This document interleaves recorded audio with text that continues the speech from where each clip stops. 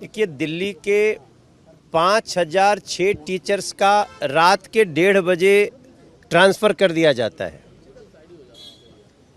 5006 teachers का एक ही साथ रात के 1:30 बजे ट्रांसफ़र कर दिया जाना, ये एक दुर्भावनापूर्ण निर्णय है जिसका हमने विरोध किया है।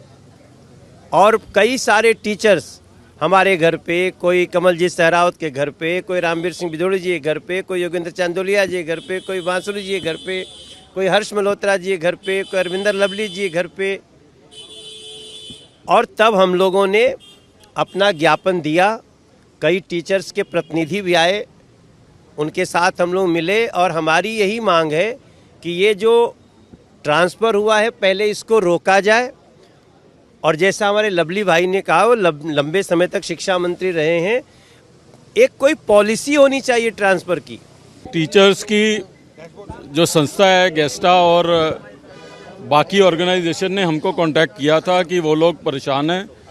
तो आज जो है हम हमारे सारे मेंबर ऑफ पार्लियामेंट्स की लीडरशिप में हमने एलजी साहब से समय मांगा था टीचर्स के लिए, और उनसे रिक्वेस्ट की है कि टीचिंग जो है वो एक अलग तरीके का जॉब है। मैं खुद दिल्ली में 10 साल के लगभग शिक्षा मंत्री रहा हूँ और मुझे पता है कि बिना शिक्षा मंत्री के ट्रांसफ़र की पॉलिसी नहीं बन सकती है। और जिस तरीके की राजनीति टीचर्स की ट्रांसफ़र को लेके हो रही है वो बड़ी निंदनीय है। और टीचिंग एक स्पेसिफिक जॉब है। हमने एलजी साहब से रिक्वेस्ट की है कि जब तक एक कॉम्प्रिहेंसिव पॉलिसी नहीं बन जाती ट्रांसफ़र पोस्टिंग की, ऑलरेडी दिल्ली के अंदर एक पॉलिसी थी जिसके अंदर मेरिट बेस पे टीचर्स के ट्रांसफ़र पोस्टिंग होते थे।